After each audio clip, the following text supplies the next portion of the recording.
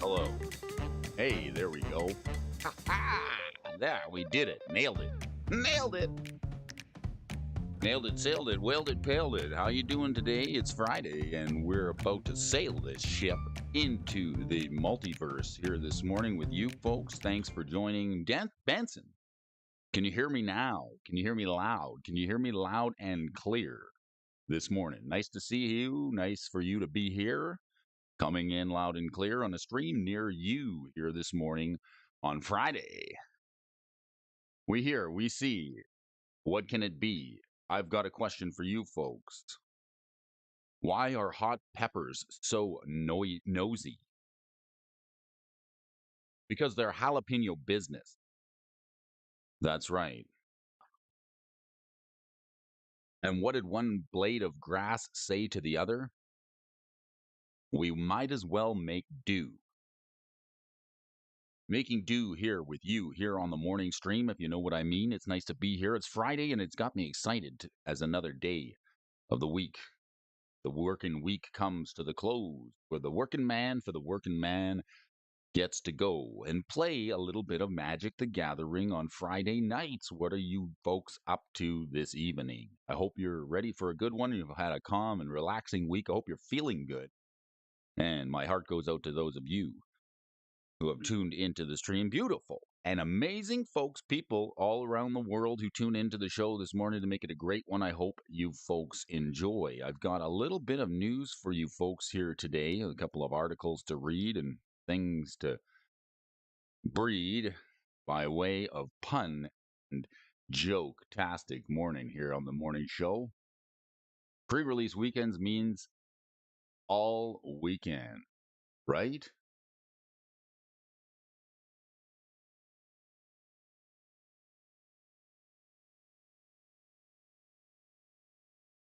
All right, well, when the books get hit on the head, they only have their shelf to blame, but you can blame me for your morning going a little bit better than usual. Who do we got in the house today? Benson's here, Mr. DJ Long. Tommy Siddons, are you there?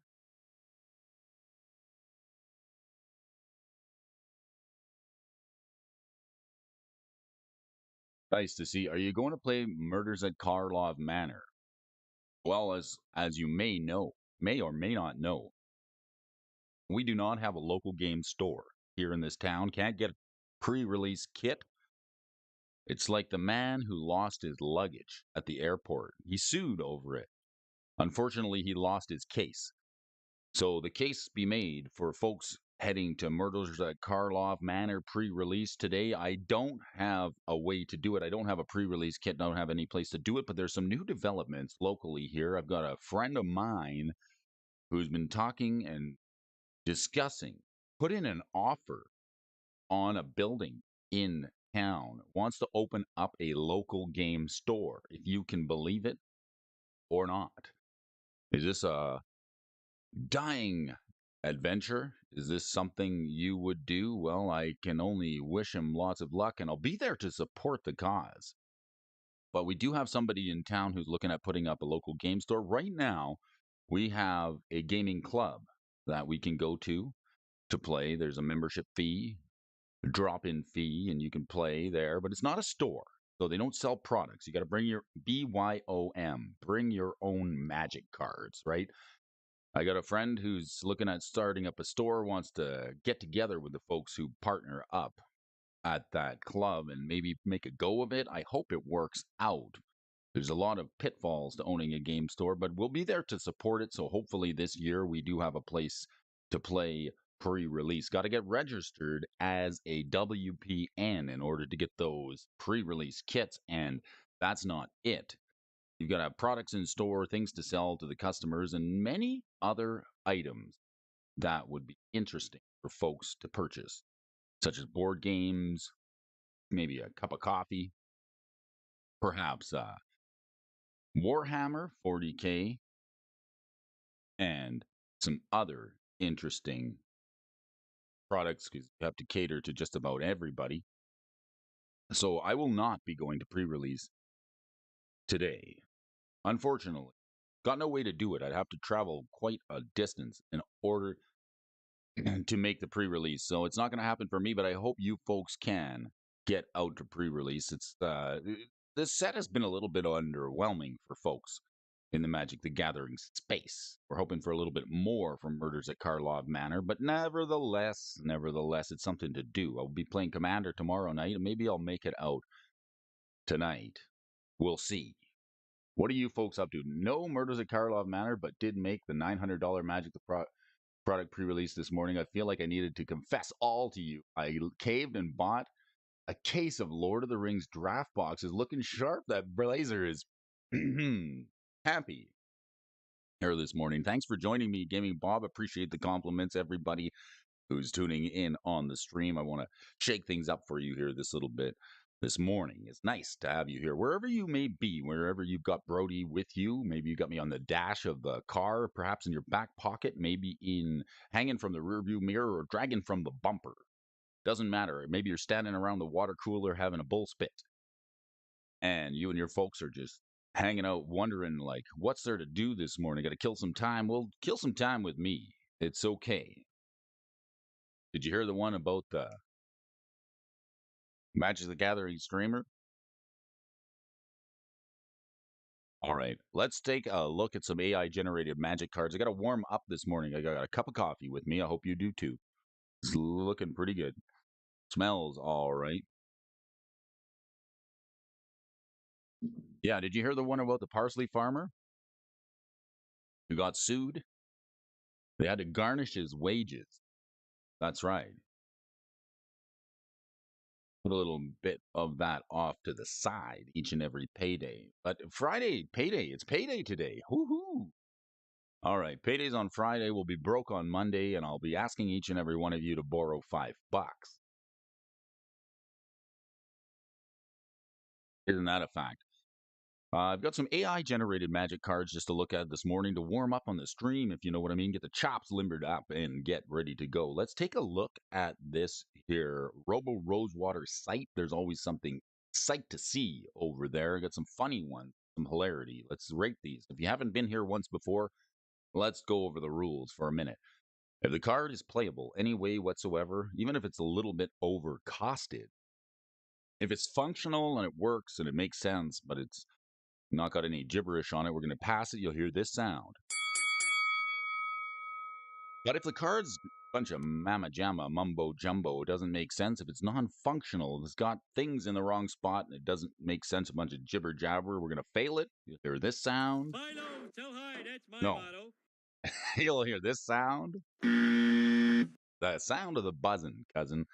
Let's take a look here at the stock desk. A run up in the stock desk here this morning. It's Brody here this morning on the show, bringing you folks something to chat about. Murders at Karlov Manor pre-release tonight.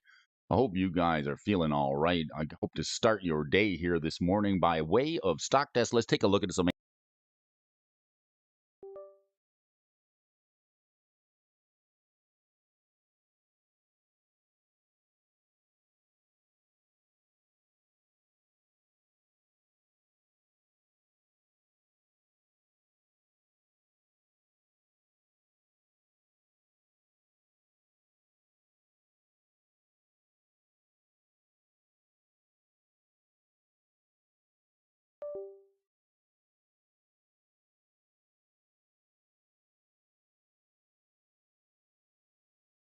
Smirsh the Bootin'.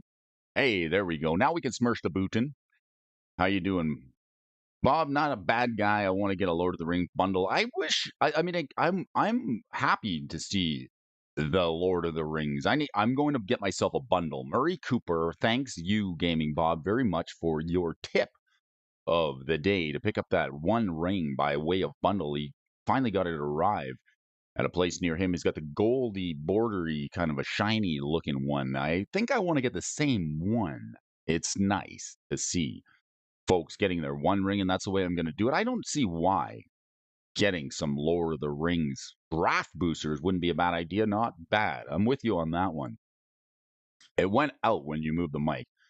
Don't touch that microphone. All right, gear of singulation. Get your gear ready to go. What's the difference between a poorly dressed man on a unicycle and a well dressed man on a bicycle?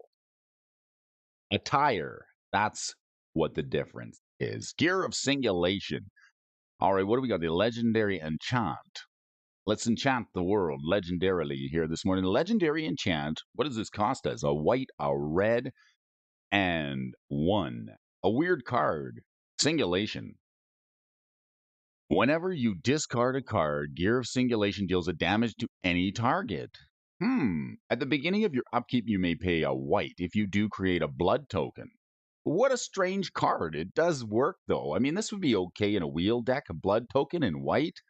Very strange, right? It's that white blood cell count that we're getting up. Get your white blood cell count up with the Gear of Singulation, right?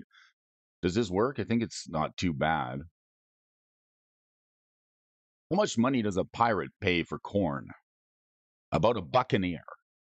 That's right. All right, this thing seems fine. Let's pass it. Let's give it a ding. I know that's the white blood cell count, Bob. I know it doesn't make sense, but it's gotta work for us here this morning. In the Gear of Singulation, I'd want to play this in a discard deck when I'm maybe with the discard your hand effect that we were talking about the other day. Good morning, Kylan Perdon. Nice to see you here this morning. We'll just take a look at this. Magic cards generated by the AI here. Power of meditation. Sit down and hum. Goose fraba. Rub your ears. Say it with me, folks. Goose fraba. Goose fraba. All right, what lies at the bottom of the ocean and twitches? A nervous wreck. That's what does. All right, the power meditation says one blue target creature you control fights another target creature. This is a fight card in blue. Why not? A little bit of blue fight. This is like the Blue Man Group getting after each other. I can't put my finger on it, but some things making me want to buy a used car. Boy, have I got a deal for you. I've got a bridge I'd like to sell you. It's out in Brooklyn. 3 easy payments of downtown. All right, why shouldn't you visit an expensive wig shop? I'll tell you. It's it's too high a price to pay. If you're going to visit an expensive wig shop, the price may be too high to pay. So go to a cheap one. That's what I recommend here this morning. Nice to see you, folks. Let's give this one a pass. It doesn't seem too bad. Pass for your grass this morning. What did one blade of grass say to the other? We better make this card do. All right, the power of meditation seems fine. It's a fight card. I like the art on it. There's some unsettling art. Sometimes you got to look a little closer at the here to see what do we got. A little picnic going on here. Picnic basket. Kind of strange. You got a face in there. Fight cards are fun. They are indeed fun to play with. Is this fair? OP underpowered. I'm going to give it a fair warning. All done, all clear. Fair warning. No hat, Brody. What is this? ah, Brody's got his Brody's cowboy hat has got the day off. I just want to make you folks laugh and maybe keep you guessing here. You never can tell. I love those AI generated fine details, right? You don't mind hitting that like button. 95% of people are not subscribed. So if you tuned in, please hit that button. I mean, I'm a big fan of whiteboards, and I might do some whiteboard videos here on the morning show. I like whiteboards because I find them quite remarkable. And those are the kinds of videos I like to do.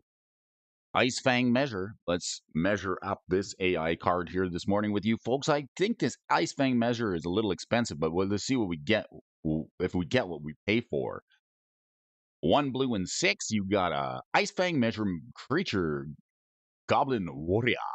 2-1. A 2-1 for 7 mana, right? I mean, what else do you want? 2-1 for 7 mana.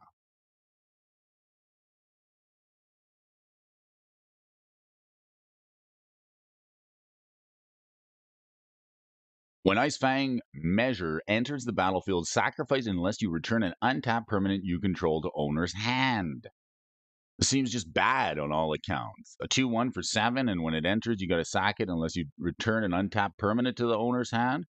You got to control it. Pass it for good measure, right? I know. Let's pass it.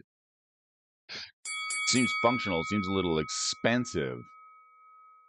You know what country in the world has the greatest growing population? I think it's Ireland, just because every day it's doubling. This card doubling up. Fair, overpowered, underpowered, weak. This thing's fair. It's underpowered. Yes, it is. A little bit more power for your hour here this morning. And then we're going to bring us all the way back to the beginning where we started yesterday with this one, the Cephalid Cringe. Very cringy. This card has got you cringing. I was heading on to work yesterday. I was doing a little shopping after, and this clown held the door open for me. It was such a nice gesture of him for him to do that. So I want to thank that fella. Oh my gosh. Ha ha! Keep you guessing here this morning. Cephalid Cringe, Menace with a 3/3. Whenever Cephalid Cringe becomes tapped, you may gain control of target creature with flying and each player until any end of turn. Anyone opening pre-release kits today? Michael Superblocker wants to know. I don't know if we passed this one yesterday or not. Seems okay. The coin factory stopped working in town just the other day. It doesn't make sense.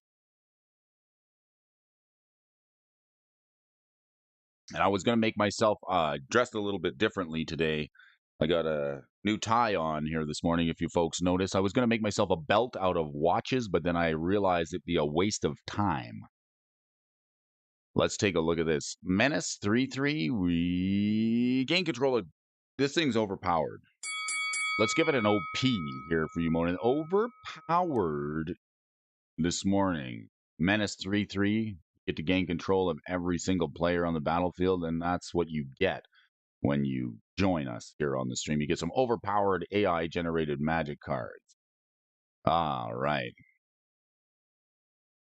I know, right? These sea monster jokes are just cracking me up, right? Cracking in games. Nice to see you here.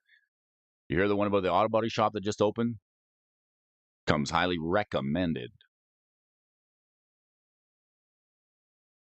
Good morning, folks and fans, amazing people, beautiful and amazing people joining us from around the world. It's nice to see you folks here today for a little bit of gathering on Friday, for a little bit of morning magic stocks and some talks here this morning. It's been a little bit slow on the stock desk with the news articles trickling in at a dull roar. Not too quick, not too fast, but wherever you are tuning in from, I got to ask yourself this question. Think hard and long about it.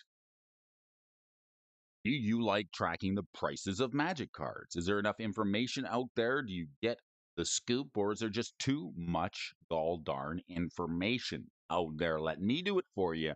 I'm doing it in the mornings each and every day here on the Bro Show. It's the Brody Alfonso Stocks and Talk Show where we get the best darn viewers in the world giving their appreciation for the game and for each other. It's nice to have you folks here today. Let's take a look at a news article here this morning. Now that we're all warmed up and giddy up, let's go. Let's do it.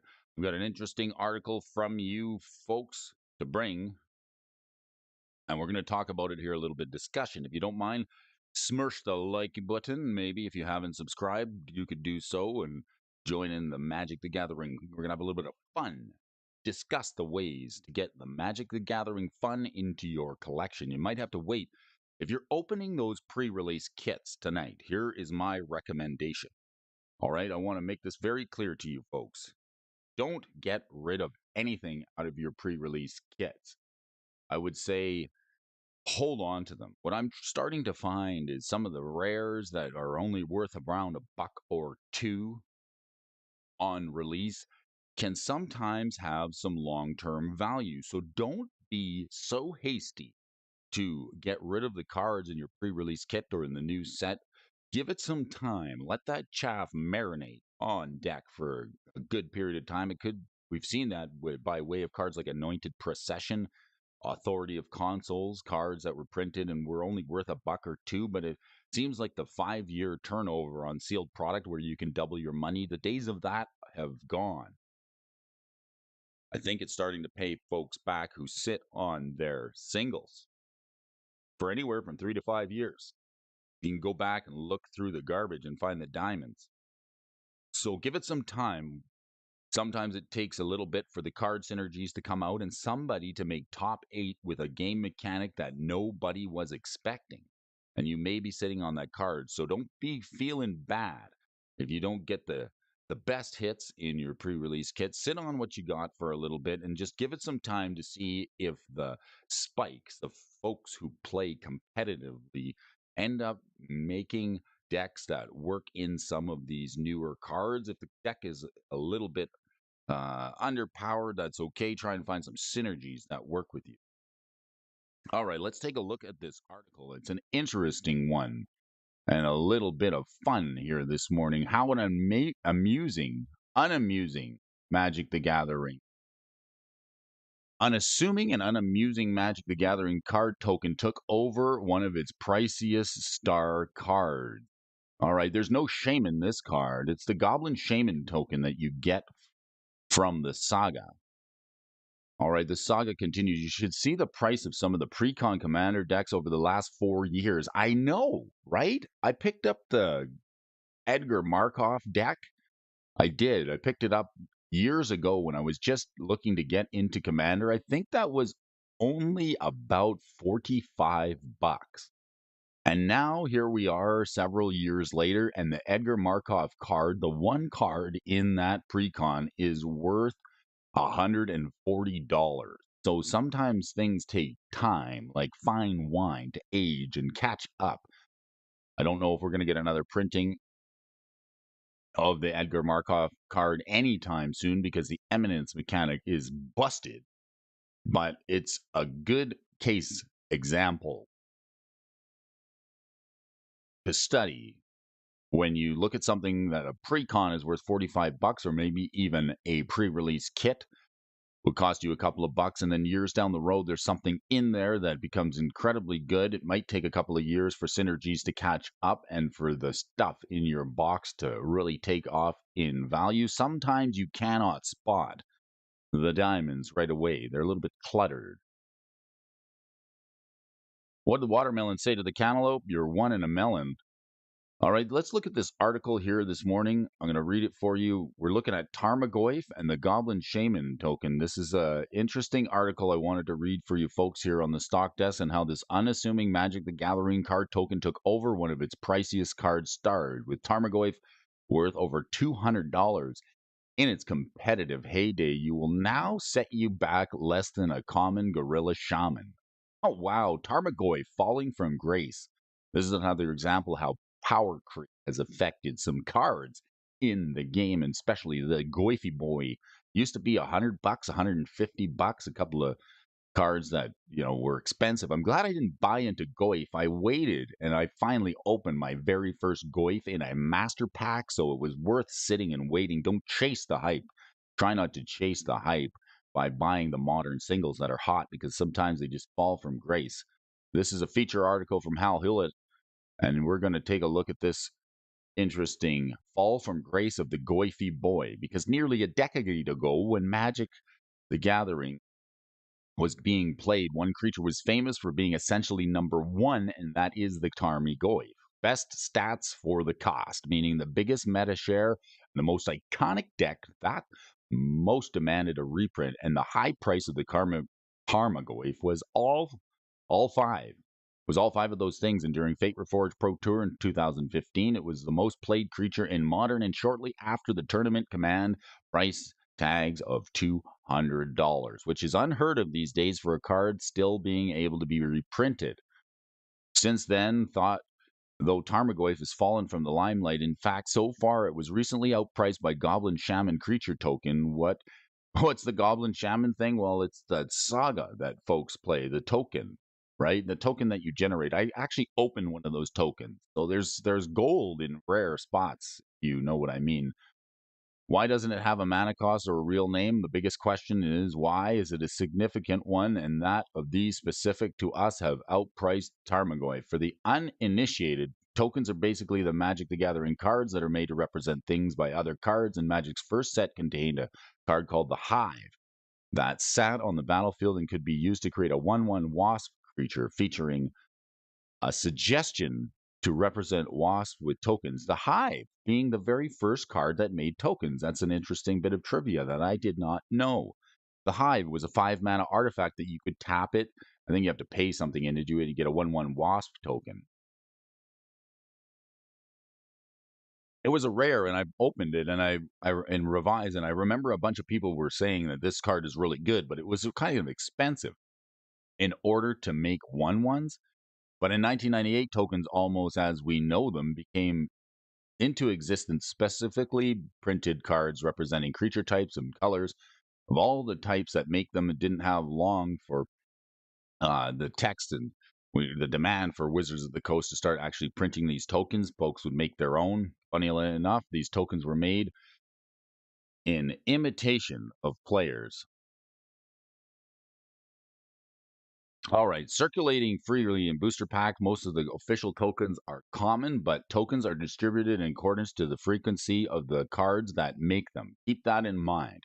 Tokens are printed nowadays and distributed in frequency of the rarity of the card that they represent. So if the card that makes the token is a mythic, then the token is essentially mythic. Now, even though there's no set symbol to indicate the rarity on tokens, that is the only way you can intuitively decide whether or not a token is rare, common, or uncommon. If the card that makes a token is common, then the token is common.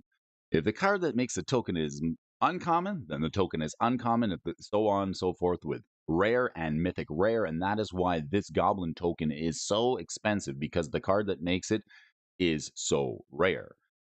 Emblems can even be harder to find. And if you're looking through your packs, don't just shuffle through those tokens and throw them aside. You got to take a minute and look to see. Sometimes when you're going to take an example, you're going to play at a pre-release and you open up your packs, and inside there are some tokens in the token slot, and you just leave them on the table. Lots of people do this. They leave money on the table.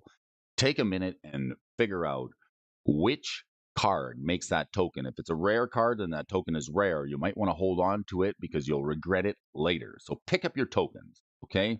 Don't leave money on the table until you know exactly what you have, because there's no way to check and know at face value on the card unless you know the card that makes it. So the resurgence of tokens, followed closely by its respective token, the Goblin Shaman token of Fable of the Mirror Breaker, is a multi-format all-star and the card that sold the least 4 of 50p a copy before it skyrocketed to $20. No matter what, tokens are still fundamentally like those WASP tokens. They're interchangeable and you can make your own. But for folks that are collecting Magic the Gathering cards and looking to play, it's nice to have the authentic tokens. I've rescued chunks of cards from the trash before. Precons are worth picking up. They're a weird token sheet that I remember back in the day. It came in sheets of little sheets. Little sheets of squares. I remember. Minsk and Boo, the hamster token. That's another token for folks who are playing Canadian Highlander, players playing Minsk and Boo, the Timeless Heroes, scouring on eBay for a Japanese Hamataro trading cards to represent Minsk and Boo's miniature giant space hamster from Baldur's Gate gains fame. The point that I'm getting to is that once they take on any value at all, their possession becomes a powerful signifier of commitment. Typically, in Magic, tokens are functionally worthless.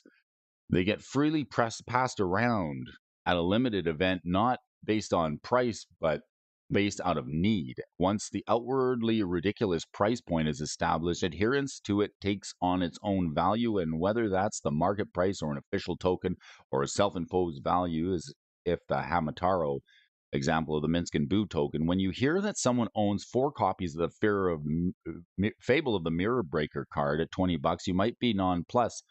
Magic's an expensive game and a competitive staple. If you see that someone owns 4 copies of the $8 card, you'll think to yourself, man, they really love that Fable of the Mirror Breaker. An expensive token and an expensive card approach price from opposite directions. For Tarmogoyf, the price is an unwanted consequence, but for the Fable token, the price is the point. Very interesting. So before token, here's what Bob is talking about. I think this is what you're talking about right here, Bob. A little visual for you. Is that what you're talking about, Gaming Bob? This is like an early, before tokens came and became a thing. These square tokens were pieces released in Magic the Gathering, the Duelist. You could get them from a copy of the Duelist magazine. I think this is what Bob is talking about. Some peeps at Con brought a bunch of war packs. They looks like they drafted them up and just left them cards on the table, scooped those up, and it had 4 zombie army tokens. Those are a couple of dollars. People, yeah, that I think you had to cut the tokens out, right? Leyline binding, they were perforated. Morning, Dual Brain. Nice to see you here. What do we got going on here? Look at some early Magic the Gathering tokens, what they used to look like. What do we got? Thrall tokens. This was the Thrall token right here with the face. And then we got the 1/1s. And then we've got Saproling. This is the Citizen token, the Saproling token, the Goblin token. And this is what you used to get in the day. And this is Camerid tokens. So a little walk back on memory lane. We've got the -0, -1 tokens over here. The -1, -1 tokens and the +1/1 token. Been here, Brody. Been here. That's my ambassador of Quan, the dual brain. I feel like Jerry Maguire every time you show up here. Show me the money, Brain. Show it to me. All right. Where's the money at, Brain? The money's in tokens. I wonder what a sheet of these uncut would be worth. +2, -2, +2, +2, and -2, -2, and the +0, 1, the 1, 2. This would be the one for the unholy strength and the holy strength here, the +2, +1, and the +1, +2. So this was the early advent to tokens. In fact, magazine printers like Duelist were including these in their magazines in order to boost sales and give folks some creativity. So the crux of tokens, like any vanity piece, is significant with a willingness to spend. Anyone who plays top tier red decks like Creativity or Scam in Modern has 4 fables because, as known and shown by the Tarmogoyf, Magic the Gathering players are used to spending loads of money on competitive staples. What Magic players are usually not used to doing is spending an even moderately high amount on cards that are functionally blank, such as tokens. This question is why people are spending so much on this token. It really isn't resolvable within the logic of Magic the Gathering, just the logic of life, perhaps. People buy watches, and by force of habit, they put their phones to tell the time, but people buy shoes to take them off and walk. And when it gets dirty, it's natural because tabletop players spend money on things with absolutely no practical value, and more importantly, to let others know about it. The really iconic part is that Tarmogoyf may as well be a vanity piece too. The only format where it sees play anywhere whatsoever is Modern, where it is at best fringe, and the only reason that Goyf carries a price point anywhere above dollar value for rarity stats is ingrained in the price memory of the card. People remember that card as being a Modern classic. My guess is that for most players who own the Fable token and the Tarmogoyf, the tokens get out of the house a lot more. And if you're buying something to wear out, you might as well make sure it's in fashion. All right. Interesting article here this morning about tokens. So if you're opening pre-release kits, don't forget those tokens do hold some value. They are, in times, worth something.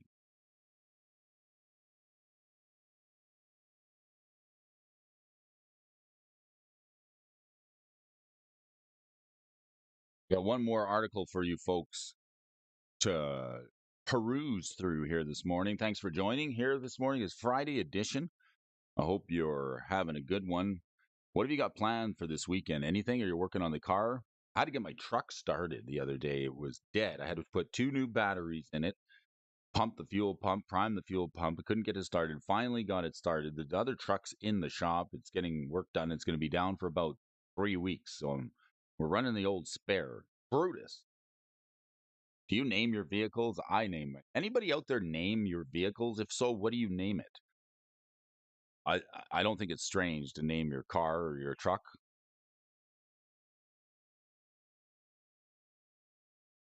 That's the question. What do you name? Do you have it? I think some people do. Maybe I'm alone here, but we like to name our vehicles. Fan favorite Magic the Gathering theming returns with Massive Commander reprint. Should we take a look at that one before we go moving? And shaking here, fan favorite Magic the Gathering theming returns with a Massive Commander reprint. In the past, whether a new secret lair or super drop has hit the scene, everything has been revealed in one big sitting. Secret lair is swapped out to this new limited print run strategy, and it seems Wizards have changed their strategy. Now it's almost like each super drop has its own miniature spoiler scene.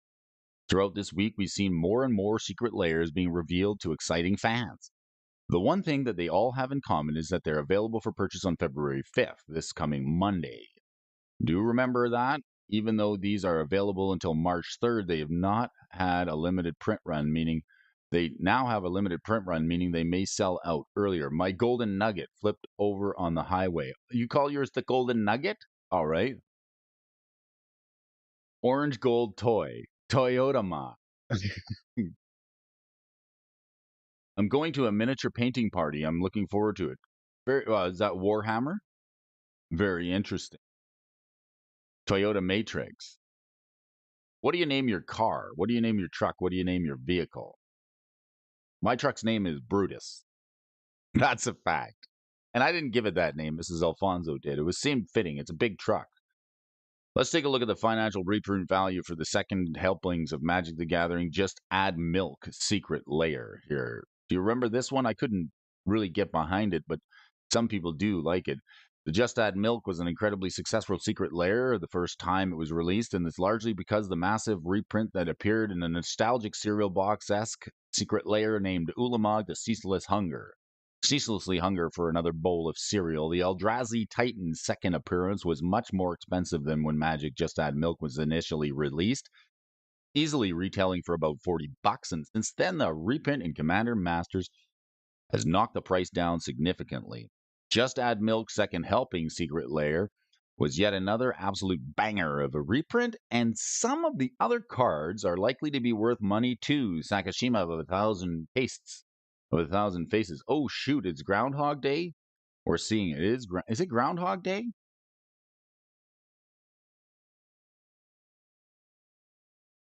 Kashima of a thousand faces. The chase reprint of this iteration, Just Add Milk Secret Lair, not only is Sakashima an incredibly, it sounds like a sushi card. I think the Wizards should probably make a sushi secret lair, right? Why not? I think that if they're going to do food, sushi would be an interesting include. I think it would be popular. Let's have Sakashima, the imposter, cutting up some sushi, perhaps making a California roll or something, some tempura. I think it would be quite fitting. Why not? With all the Japanese art and the Japanese variants coming out of Kamigawa, I think a sushi secret lair might be something people want for all those sushi fans in the house. A little cold snack here this morning, of course. Sakashima is very popular inclusion in Commander deck that won a couple copies, which is a lot of them. And thanks to Sakashima ignoring the legend rule, you can safely copy your commander without worrying about the legend rule chopping your board state into a sushi roll. This can become a larger focus of Sakashima is your commander, but honestly, the Sakashima ends up doing the spark double impression most of the time, and it's an incredibly powerful ability in Commander, and thanks to him, largely only having one mythic rare printing in Commander Masters, the only non-foil Sakashima typically sells about $25 on TCG Player. Foils tend to sell for a few dollars more, and additionally, the secret layer executive includes, they tend to sell more Few more dollars than other variants, but depending on the supply of this reprint, it could knock the prices down a little bit. Adrix, the new twin casters. I didn't even hear you. I didn't even hear I got you babe this morning.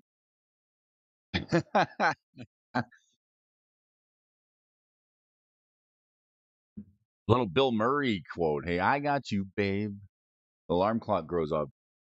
Brody, these are the tokens I was talking about. You got them there, Bob? Let's take a look.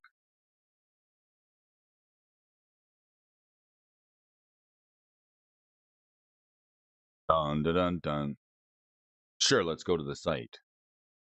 Rarities. We're talking about tokens. What's that stuff you're token over there, Gaming Bob? We've got, some interesting magic tokens. Thank you, Bob. What do we got here? These are them? These almost look like playtest cards, but magic tokens.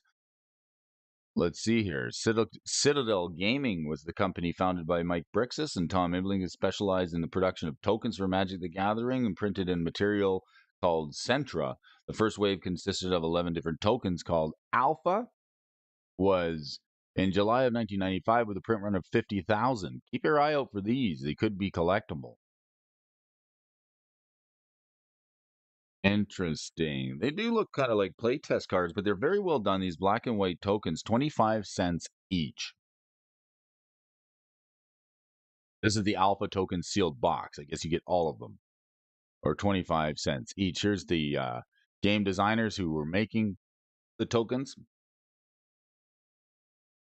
And for use with a Magic the Gathering official game. Art thou still playing in the Dark Ages? Get yourself a Magic token. How cool. These are neat. I've never seen these before, Bob. Thanks for bringing that to the stream here. This another interesting piece of Magic history. Got a little Goblin Raiders, Sapperling. I could even maybe try and make some of tokens are handy. Token card expansions. Oh, and a certificate of authenticity for these tokens. Kelp token, right? The kelp token is one that's kind of expensive. Very interesting. All right. Well, we're talking about Adrix and Twin Casters. We're talking about tokens, the Fable of the Mirror Breaker token. Don't forget your tokens on the table when you head to your LGS tonight for pre-release.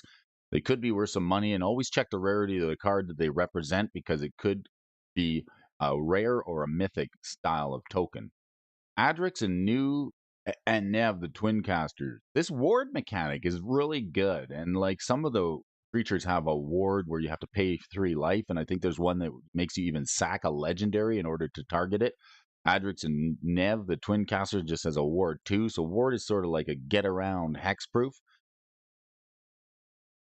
Adrix the Nev Adrix and Nev Twin Casters, by far one of the most bizarre reprints on this list. $20 card in parallel lives on a body, doubling effects of any card or big deal in Commander, and Adrix and Nev are no exception.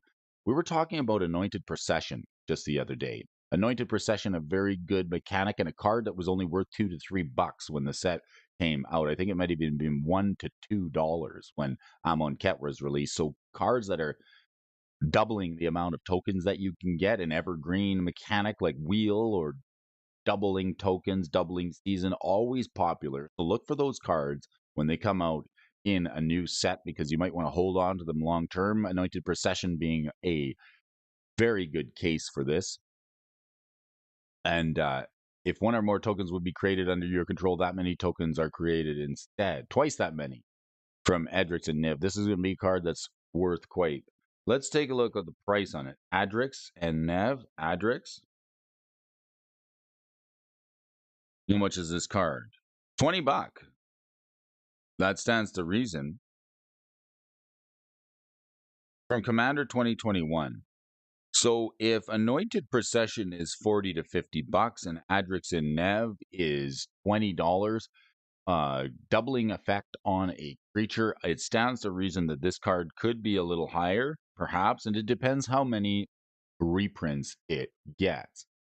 So mechanics to look out for are these evergreen mechanics like doubling the amount of tokens that you make.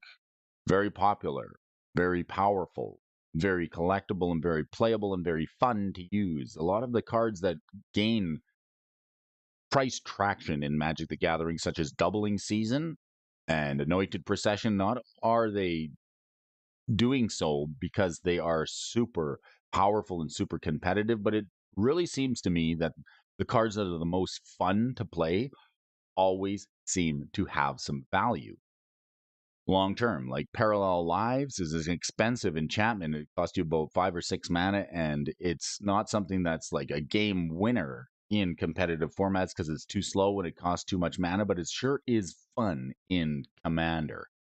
So Adrix and Nev, the Twin Casters, happen to be one of the big reprints in the Deep Clue Sea of Commander Precon released along Upside Murders at Karlov Manor. The Commander Precon is sure to fly off the shelves as it has the best reprints we've ever seen. It's taken a while, and this is what I was talking to Murray Cooper about. So earlier on in the day, I guess a few years ago when the Edgar Markov Vampire deck came out, I picked up that precon for about $45. And that was a time when the precons that were out at the time didn't have a whole ton of synergy. It was like the precon deck designers were still getting their feet wet and trying to decide, what goes good in a commander deck and what makes it fun and playable. And nowadays there's a lot more synergy in the precons, but a card like that is worth $145, like the Edgar Markov card. And now we're starting to see more precons that come out with more synergies and better reprints, and they're able to go to the well and print more precons and singles that way. Notably, the reprinting of Adrix and Nev is non-foil, but the foil copies from the original Commander deck could retain value as expected. We've got Clark the Thumbless. This is another cheap card that people play because it's a whole lot of fun to play it. I don't think Clark is worth a whole lot. He's worth like $1 or two. He's rare and it's used in Commander with Sakashima if you want to, flip coins and have kind of a fun time doubling your spell count. This is a card that'll do it.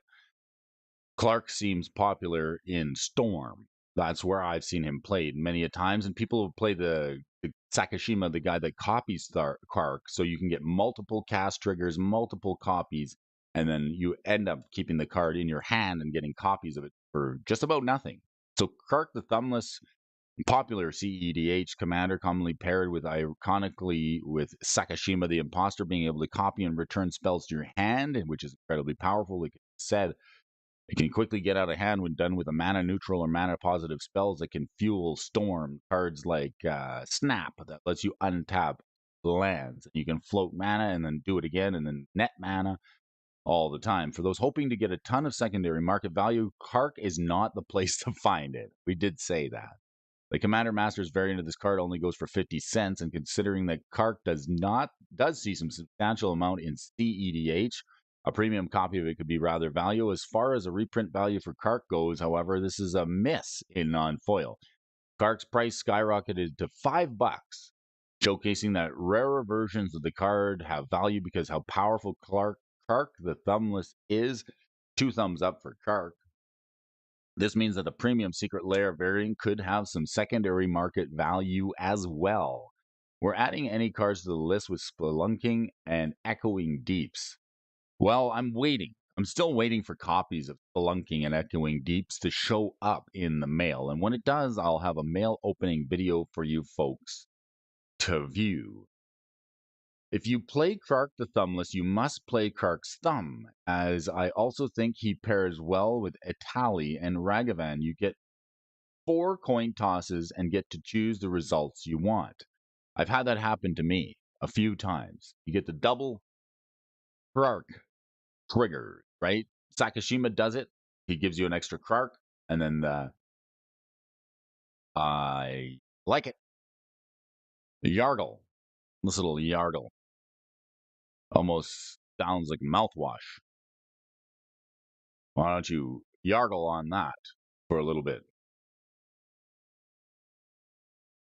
What do you guys call an everyday potato? A commentator. But speaking of Yargle, he's a frog, isn't he? What job would a Yargle or a frog have at a hotel? He'd probably be a bellhop. And what do you call a thieving crocodile? That's a crocodile. Let's keep going here this morning. I'm reading some Magic the Gathering articles, a little bit fun for us to do here this morning. Kark's other thumb would be like word. All right, Yargle being one of Magic's biggest names, an absolutely terrible card. The vanilla 9/3 doesn't accomplish much of anything unless your Yargle is serialized. It's not worth anything. Yargle might be okay and limited, I think, because he's a 9/3 beater that can probably finish the game. If you can put flying on him or give him trample or some other evasion ability where it can't be blocked, Yargle is probably something that's better in limited than he is in constructed. With that said, there are a lot of players who eagerly purchase this secret layer just for the premium reprint of the Magic meme. In final thoughts, the reprint value for Just Add Milk's second helpings easily encourages players to consider purchasing this product. When using the just current market values of Sakashima the Imposter, the reprinted Adrix and the new Twin Casters is already $40, which is $10 above the average asking price for non-foil secret layer. Iconically, the foil secret layer may actually be the weaker deal here. That particularly depends on how much the reprinting of Adrix, the NEV, affects its overall market values for different variants. Very interesting.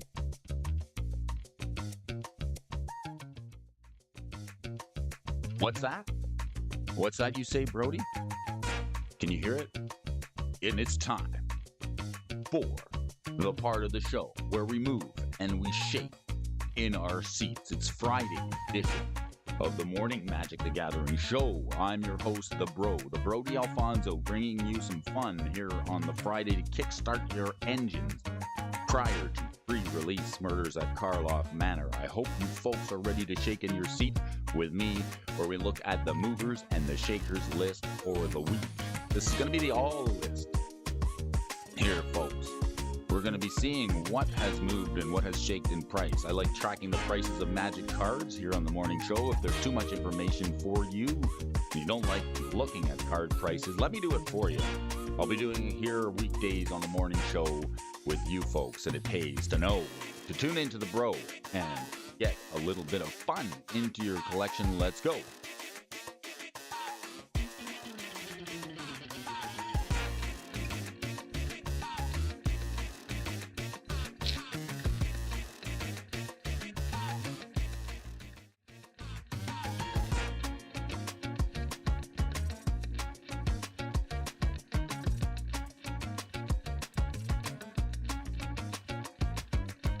I'm moving, I'm shaking, I'm grooving, I'm awake and I'm baking.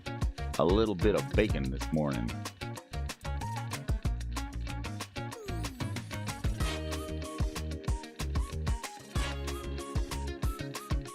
I mean, being a vegetarian is a big mistake. And I mean, steak puns are something that are easily overdone and rarely well done.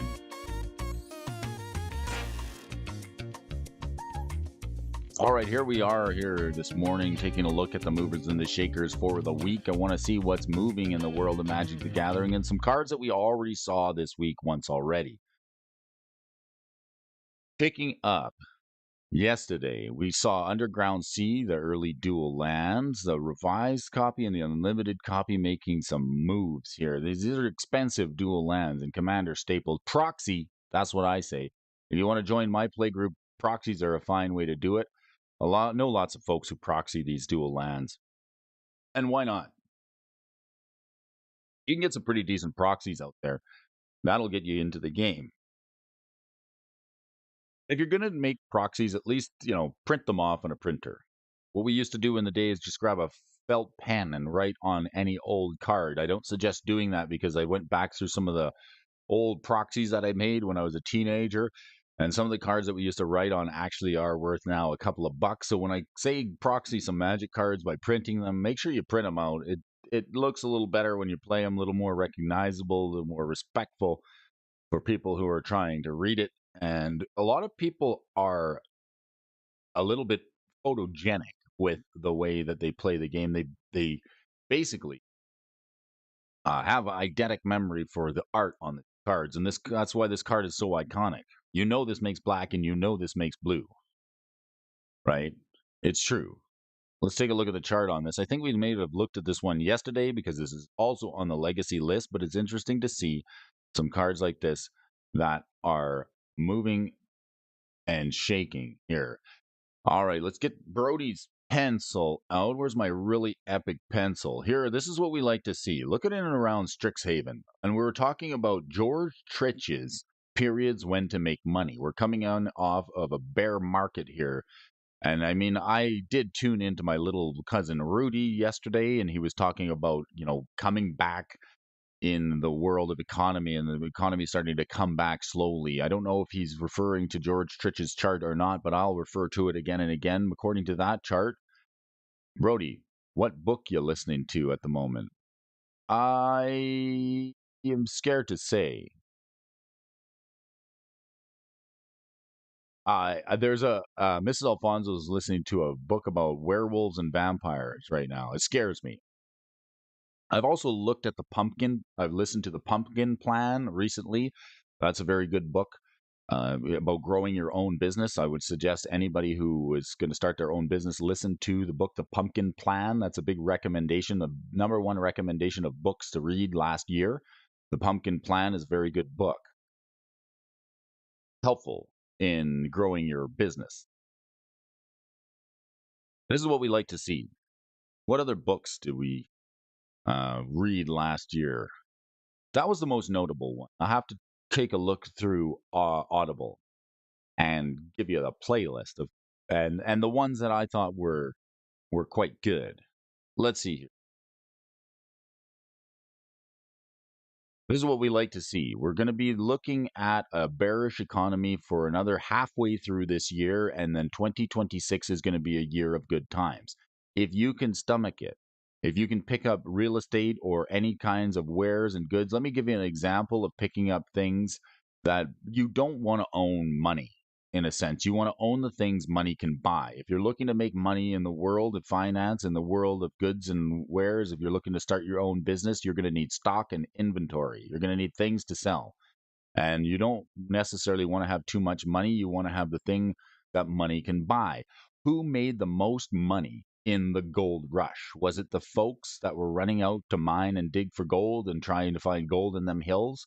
No, it was the people selling the picks and the shovels, the Levi pants and the gold pans. So you want to be the folks selling the gold pans. I listened to a podcast the other day about a street vendor who made it was Levi Strauss. That's right. The fellow selling work pants for the working man. So you can either be the working man for the working man, like Brody Alfonso, or you can help the working man. You got to see a little bit farther down the line, right? I am the working man for the working man. I do the best that I can at my job. Try to keep my cool. Some days a little bit harder than others, but if you want to make it, it's not necessarily a good thing to have too much cash on hand. You want to have the things money can buy. What happened with the cart stand? There was a fella who made 1.5 million selling street vending, selling seasonal items like Valentine's Day baskets of flowers for $50. I think his cost basis was 18. And during around Valentine's Day and around seasons when they switch, the constantly switching inventory to seasonally pick up items that people are going to want during different holidays, and that's sort of the way the market ebbs and flows. It did really well.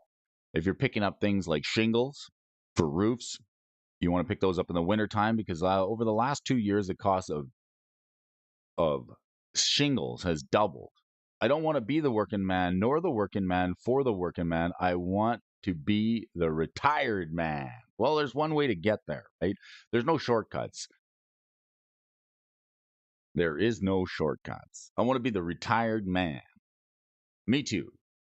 But if he who finishes his house dies, and he who has no hobby or doesn't like if you enjoy what you do, you never work a day in your life. That's sort of what my Opa always said. That's what the grandpa always said. He said, you got to enjoy what you do and you'll never work a day in your life. So find something that you love if you can. Let's work towards that as a community. And I share my thoughts and And I'm thinking that around 2026, according to George Trich's chart periods when to make money, that things are going to be going up in price, goods and wares. Everything seems to be going up. If you owned a sea can container full of plexiglass during the last 3 years, you'd have done very well. And that's just the way life is. Now, I'll tell you even a story about that a friend of mine told me just the other day. He was from Alberta, and his brother-in-law had a morning show where he used socks in order to put on puppet shows for children on a morning TV show early in his day. That's probably in the 60s and the 70s. Now, he wasn't too successful. He did get a little bit of notoriety from the network, and it was a popular show, and kids liked it. And then one day he moved down south to New York City, I think it was. That's the way the story was told to me yesterday. And he met a fellow by the name of Jim Henson.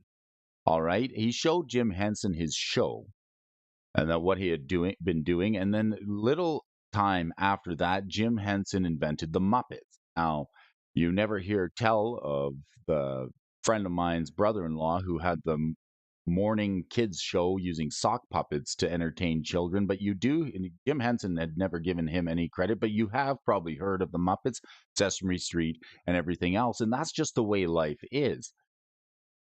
Don't wait for somebody to give you something. Do not wait for somebody to give you something. You got to, if you want something, you got to get out there and get it and take it and do it for yourself, because there's all kinds of stories, and that's the way life is.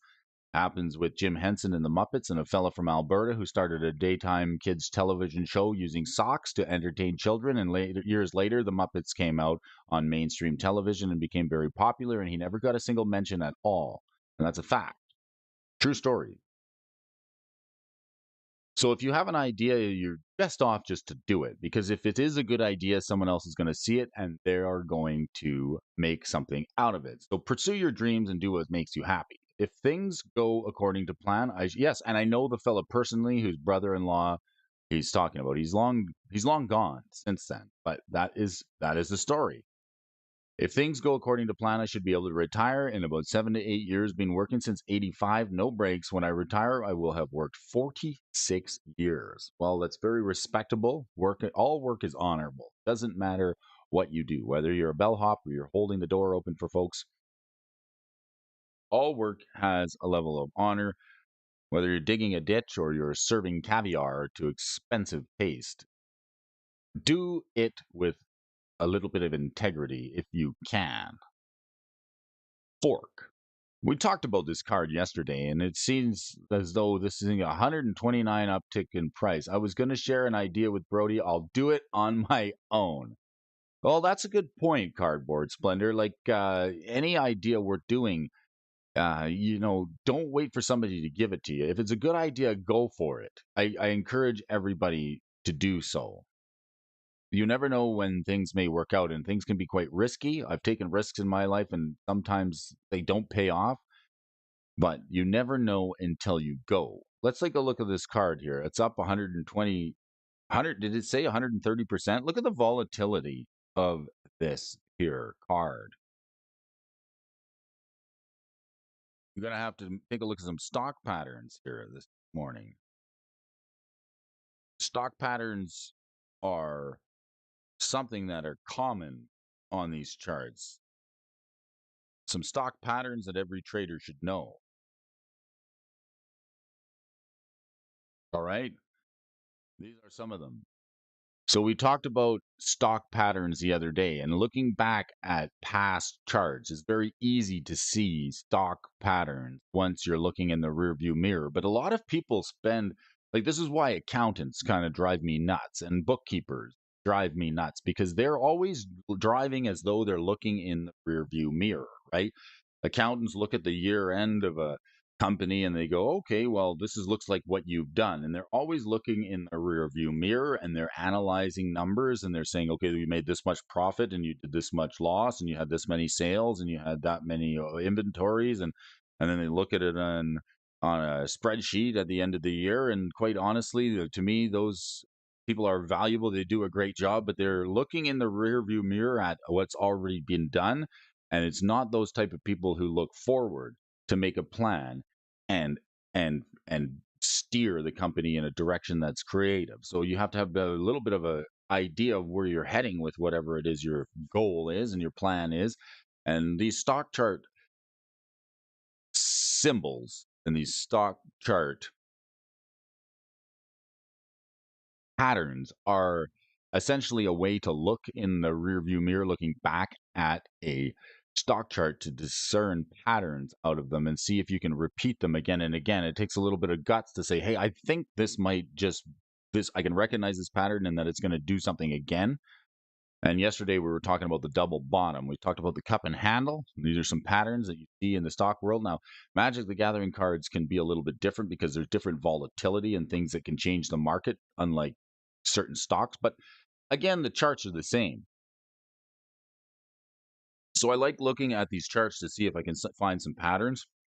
Some of these patterns are definitely bullish indicators, and some of them are bearish indicators. And when you look at a stock like this, a card like the fork here, you see a lot of ups and downs here. This seems very irregular. It doesn't look like any pattern that we're.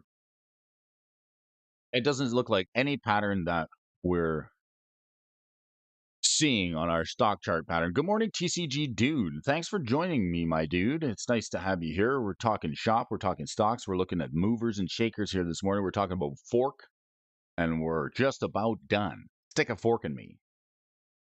No, we're nowhere near done. We've got a long road ahead of us here to go today. It's Friday and it's pre-release day, so we definitely got some things to discuss here.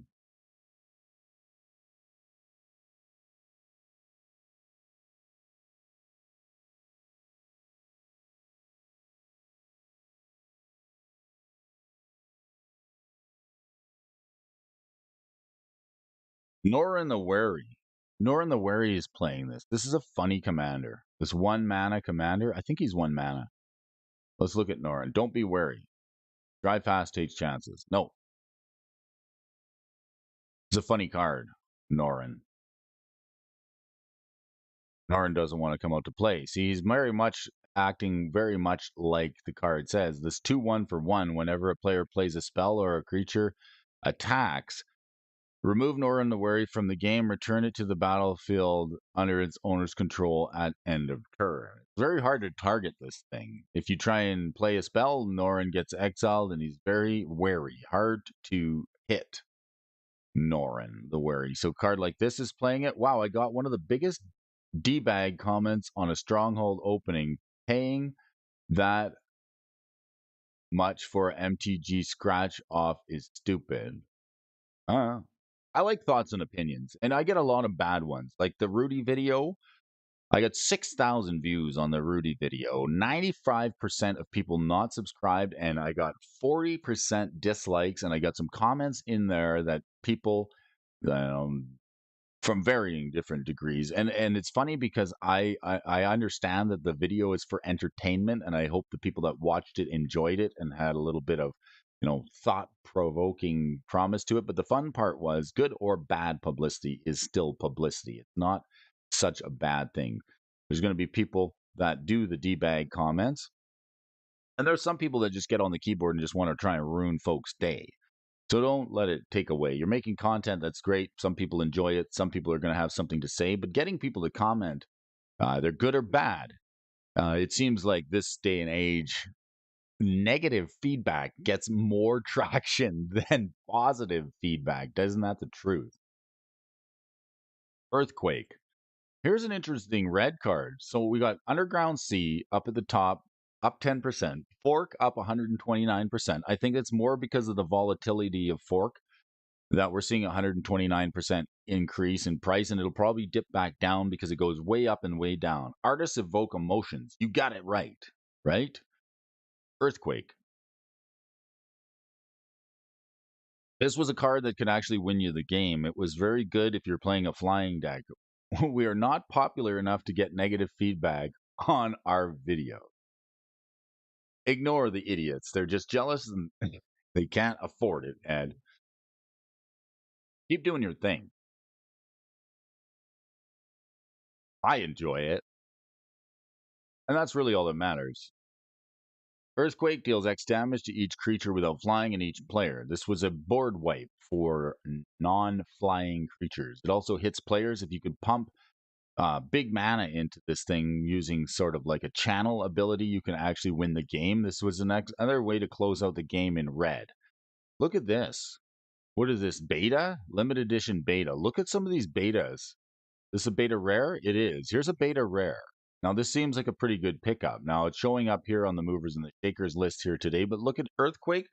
Definitely not a card that is not recognizable. It's very recognizable. It's still printed to this day. And like the beta version in and around the last couple of years was running around 900 to $1,000. And now, like when you see things sort of drift down in price right around where it is now, even though it appears on the movers and the shakers list, this is a card that says, I'm ready to be picked up. The old beta cards. I don't know. It's weird to say you're stupid for opening that after you just watched me open it. um, that's funny. Hey, I really enjoyed that box opening, but you're really stupid for opening that box, right? It's so funny. That is actually hilarious. That's like sitting down and eating an entire steak dinner and then, you know, telling the chef that he wants his money back because it wasn't any good. But you finished the whole thing, right? Uh, isn't that's hilarious. Earthquake decks using it? Of course, dragon decks would want to use this. Why wouldn't you? You definitely want to play this in dragons because they fly. So the Dragon, Kali of the Vast, Amulet Titan. Maybe the Amulet deck is running it because you can ramp it out and really like get your opponent's life total just less than yours. And if you can run heavy mana into the Earthquake, you can finish off the board and your opponent at the same time. I need to see my I need to edit myself. Oh, that's fine. That's totally fine. I'm saying it's whack. It is. It is whack. It's funny. I mean, what do? You know what I do? I got a lot of. I almost like. I got a lot. You got to kill that with kindness. Really, you got to just. That's the best thing you can do. I got a lot of people making comments on some of the one why I hate Rudy video. I thought it was funny. You know, old man investor, inferior old man investor complains about superior old man investor, and stuff like that. I go, well, thanks for watching. I hope you can check out some of my other videos that are funny enough, and I hope you enjoy. I hope to have you back. That's all you. That's all you can do, really. So, earthquake. All right, now Fast Bond. Then there's one more card that I'm going to get to here that's very interesting. Okay, Fast Bond. Here's a card that's banned in so many formats, but the limited edition betas right now, like beta cards. When you look at the chart on this, this is like old black border cards and all the betas, like all the betas. This thing has been very stable. It's got a little bit of volatility here, and this is probably just because there's so few copies for sale of Fast Bond. So when one does sell for a high price point, it just bumps this chart up quite high. And now it's sort of relaxing in and around the where it is now, the couple $100 mark, $300 to $400. Limited edition beta, 520. Or can we get it at the vendor store? No, it's sold out, 650. I don't see this card as having a chance of being unbanned at any time. It's always going to stay banned in most of the formats. It's banned in Commander, legal in Vintage, Legacy banned, and everything everywhere else. You can't play it. You can only play it in Vintage, and that's for good reason because it is so very powerful. It lets you put one land onto the battlefield for one life. Quite interesting. Who's more foolish, the fool or the fool who follows him? Obi-Wan Kenobi. All right, and a card I want to get to. Here's a card I'm speculating on. I've speculated on this card, and I'll tell you why. I was very disappointed in the Brothers War because I thought this card was going to get more play-in usability because of the Urza's Workshop, and this would have been the card to do it. If you can untap lands, this is a card that's definitely going to do it. So the reason I like this card, very interesting. Good morning. Nice to see you. How are you doing today? Thank you. Thank you. So here's a card that I like for a lot of reasons. One, it's got X in the activation cost, which is kind of neat. It's 1 mana, it's colorless, and it's an artifact, and it's from Antiquities, an older set. Now it's called a rare here, but it's actually an uncommon. But it's only been appears once on the print sheet, so this sucker is quite easy to play. It's played in decks to this day, including Cloud Post cards that decks that want to untap lands. I thought this would have some. I speculated on this card because I figured it would be very good with the new Urza's Workshop that's coming out. But believe you me, if you can find your way to get one of these in the collection, this card is very good. It's 1 mana. You pay X and tap it, and you get to untap X separate lands. So, like, this is why I love lands because they're colorless and they go in any deck. And then you never know what land is going to be printed in the future that all of a sudden works well with a card like this. If there's ever a land that's printed that does like super value and makes this thing even better, you can take a look at some of the decks using it here. High Tide, Urza Chief Artificer, and then the Cloud Post deck is not showing here, but it's played in Legacy and it's played with High Tide, and it's also played with the Post deck. So look at this card here. I like it. Disclaimer, disclaimer, I've got some copies of this card. I do. And like there was a time when you look at the chart on this card, this might have been in and around where I was purchasing it because I looked at this card and this is right around when I got I had the feel bads. Cousin Jimmy, when I see the candelabra in Commanders, it sets off the destroy immediately alarm. It does. Okay, that's I've never actually played it in Commander. So it sets off the destroy immediately alarm. Get rid of this thing, right? Well, what would you rather destroy, right? Like the candelabra for 1 mana. The thing about the candelabra that makes it so good, right, Jimmy, is that like you get it off of Urza's Saga, right? Urza's Saga lets you go search your library for an artifact card of 0 or 1 and put it onto the battlefield. So you can search this up with Urza's Saga, which makes it even better. So a new card that's printed, like a 1 mana artifact, tutors are very powerful, especially in Commander. And like a 1 mana artifact, there's lots of them out there. So like having the ability to tutor up or transmute something that costs 1 is pretty common, and this thing fits the bill. 1 mana, right? You can get it off of the Urza Saga, and then like you can untap the Urza Saga or another Urza Saga with Echoing Deeps. You can copy the Urza Saga and do it again. If you can make mana with it, you can make more constructs. So the candelabra, I could see why you'd want to destroy this sucker right away. But if there's ever any more posts printed or any lands that deserve that become very powerful when you untap them, that's why like this, a card like Spelunking lets cards enter the battlefield untapped. Your lands come in untapped, and then the candelabra can untap them again. So it seems very good. And if we ever get some more powerful lands, this is going to be a very good card long term. So, like, look at the chart on it. It was bought out in and around 2021 when I was looking at this card. It was about $600, and now there's graded copies available anywhere from 2,500 to 4,000 bucks. And then this card shot up in the last set of reserve list buyouts to about $3,000. And so far, now it seems like it's being restocked pretty well. And there are quite a few available. And it's actually good example. This is a three-year period. This card has actually come back down to where it was just above where it was prior to being bought out. So this card is quite tastily drifting down. And here's the other thing. There's no copies of it in the stores, so the vendors don't have any. I think this is one of those cards that gets well overlooked on the reserve list. There's plenty other cards on the reserve list that people would rather buy, such as Dual Lands, Moxen, Tower. 800 bucks drop of honey. There's a lot of cards that you could buy on the reserve list for about 600-700 bucks.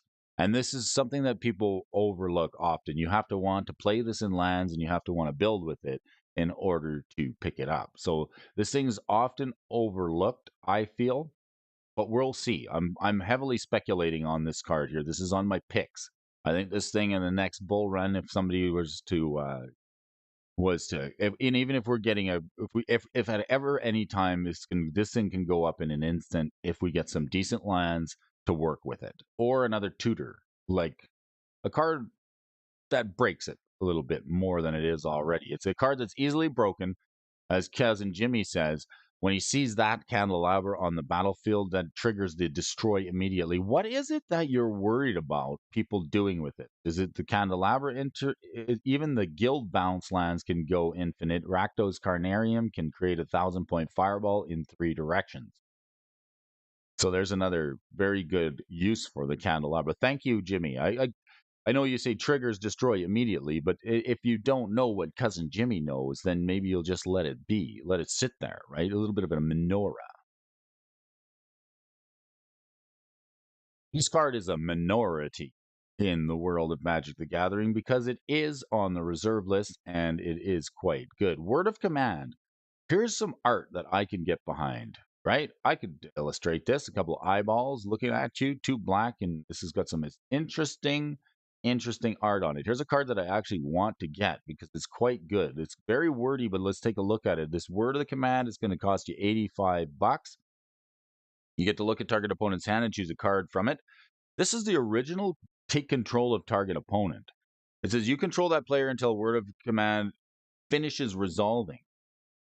That player plays that card if able. Take a look at opponent's hand and choose a card. You control that player until word of command finishes resolving. The player that plays that card if able. While doing so, the player can activate mana abilities only if they're from lands that player controls and only if mana they produce is spent to activate other mana abilities of lands that player controls and to play that card.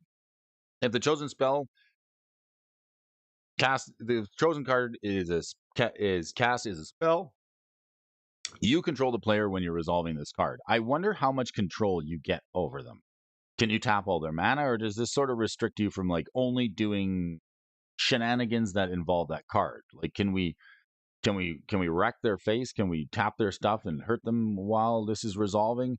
I think it's worded in a way that you can only play a card from their hand and that's it. But it's still a pretty interesting card.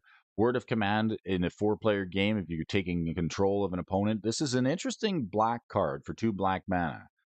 Why not? Instant speed, take control of your opponent and let them cast, you get to cast any card from their hand, like a time warp, right? You're like, I'm going to target player takes an extra turn. Well, with word of command, you can get them to give you an extra turn. Why not?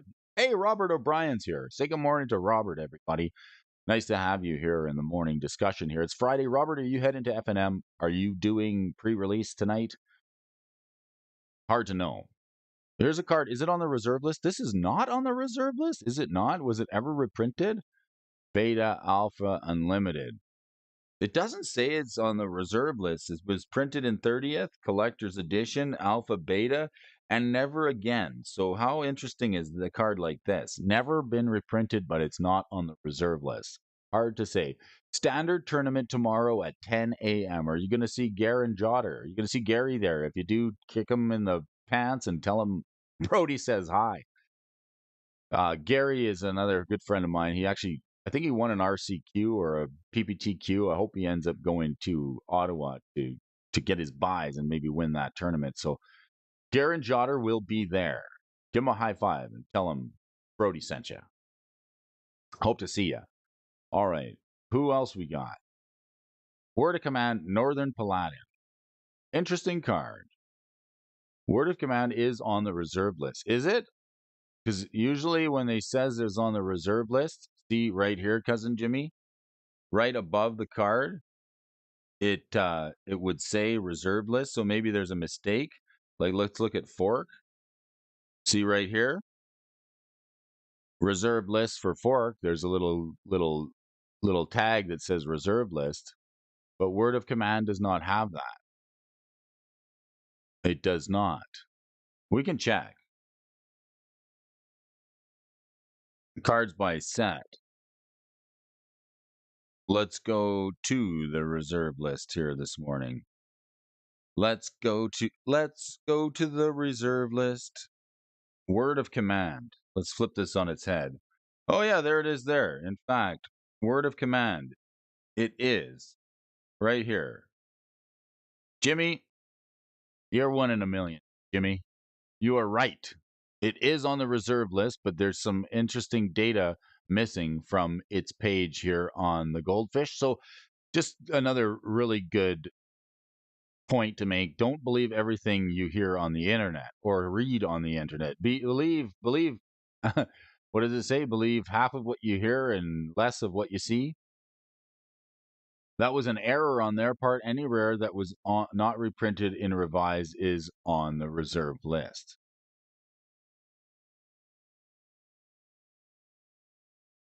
Any rare that was printed in revised is on the reserve list. Northern Paladin. This was a very good card in its day because it destroys target permanent, destroy target black permanent, and it even got the Southern Paladin as counterpart. Believe none of what you hear and half of what you see, right? That's right. Always do your own research. It pays. And don't take what I'm saying as any solid advice too. I'm just another jabroni in a frilled shirt talking about magic cards on a Friday morning with you folks. So wait, where's the hat? The hat is here. All right, we're back. The cowboy hat. Yes. All right, after a couple of requests for the cowboy hat this morning, I can't forget it here this morning. Let's take a look at this. Okay, all is well within the world, right? Did something happen? Right? It's just a little bit of a precursor of things to come. I'm going to try and do some different content for you folks here on the channel. It may take a while to get it out, but spoiler, we will be adding something new to the channel here very, very distantly in the future. Destroy a black permanent. 2 white and tap it. I remember I had a friend who used to play Sarah Angel. His name was Brian, actually. Brian. Haven't heard or seen from him. Brody is a man of many hats. Yes, many hats and many shirts. Got my best tie on here this morning. This is my grandpa's tie. One of the few things I got from Gramps when he passed away. I got one of his ties. And I'm very proud to wear it here this morning. It's very nice. You folks for joining me. All right, this human knight. It's been errated to be a human knight, not just a paladin, so that's okay. You get to pay 2 and tap it, destroy a black permanent. Like a card like this or Hand of Justice was very popular in the day. Something that, let's look at the hand. I gotta remember the Hand of Justice. Is it Hands of Justice? Hand of Justice? It's a single hand. Justice does not have 2 hands. It has 1 hand. Justice is one-handed. So this tap 3 untapped white creatures you control destroy target creature. Hand of Justice, another white destroy things. It really ties your suit together. Thank you very much.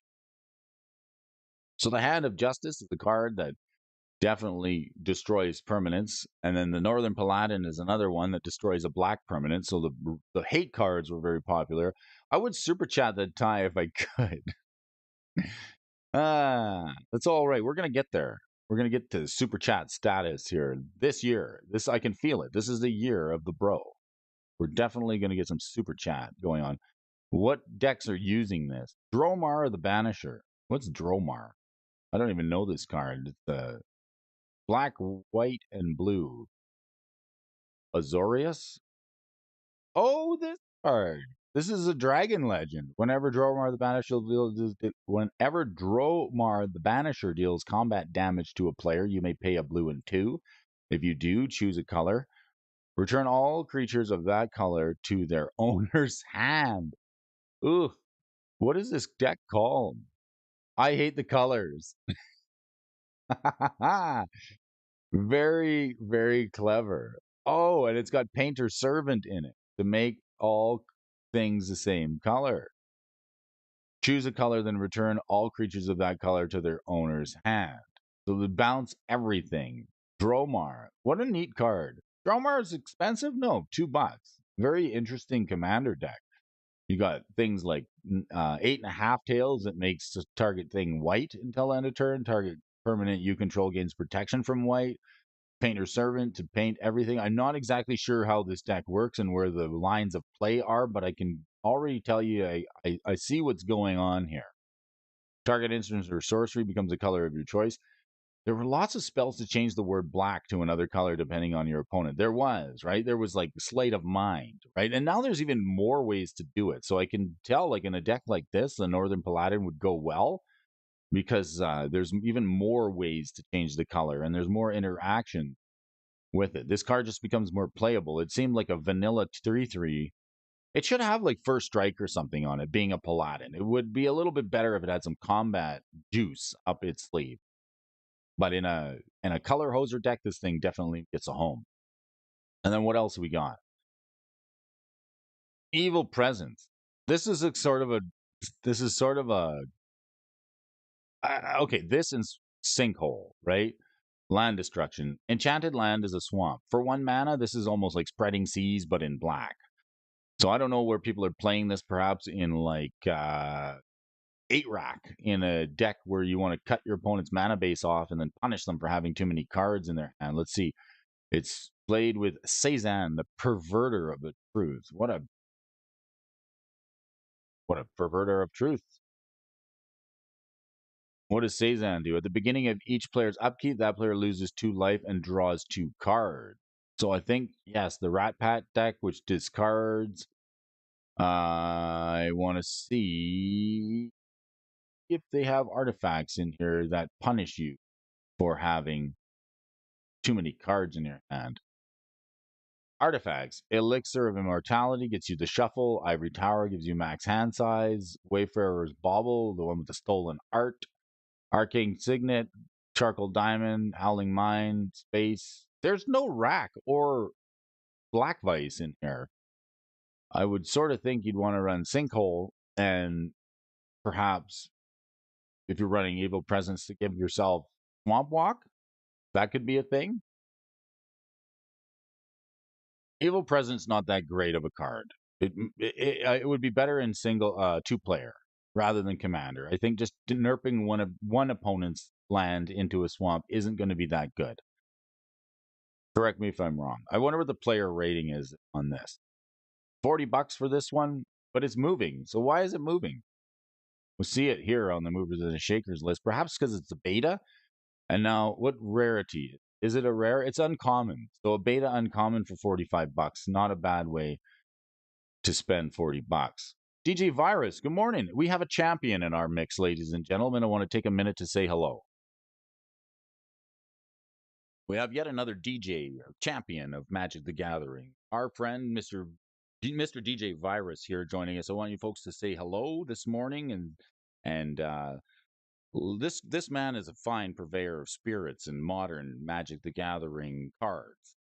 Won several events. I can't tell you how many games I've lost to this fella in my day. Plenty of games. I've lost probably all of them, and maybe be lucky if I could steal a game off of DJ Virus. The guy's just so much fun to play with and a good character. In fact, if you have a Twitch account, I would suggest heading over to Twitch and checking him out on Friday nights. Are you doing a stream tonight? Are you DJing in one of the clubs tonight? You might be able to catch Mr. DJ Virus over there. I'm a subscriber follower over on the Twitch channel, so please, if you get a chance, take a visit over to a friend of mine, fellow Magic player and a champion trophy holder who's taken down a couple of face-to-face events and plenty of local events in my day. Somebody who knows the game and is really fun to play with. And no matter how many times I lose to him, I will definitely keep playing, and because it's so much fun playing with this guy. I mean, I'm at the point now. Winning is great, winning is fun, but like if you can sit down and play a good back and forth competitive game and actually laugh and chuckle, that's where I really like the game of Magic. So thank you for joining. I hope you're starting your day well, and may the sun be on your face and the wind at your back. It's nice to see you here this morning. Let's get on over. Another couple of DJs in the house here this morning. Magic playing DJs. It's funny how, I'm a bit of a closet nerd myself. Al Hajjaj. What is this fella? Human wizard. What does he used to be? He used to be Al Hajjaj as a creature type, but now he's definitely a human wizard. This was the first card that had lifelink on it, but they didn't know to call it that. Whenever you gain 1 life for each and every point of damage Al Hajjaj inflicts. This could be a card from Arabian Nights. Yes, it is. So it's kind of expensive. It's a rare. I used to be DJ Caustic. I still have my vinyl. Ficka, ficka, ficka, boom, boom. Ow. Don't burn yourself on that caustic stuff. Ben, smooth sails and following seas. Nice to see you here, Mr. DJ. All the DJs here joining us. Dex using it? There's no Dex using Al Hajjaj. Not really.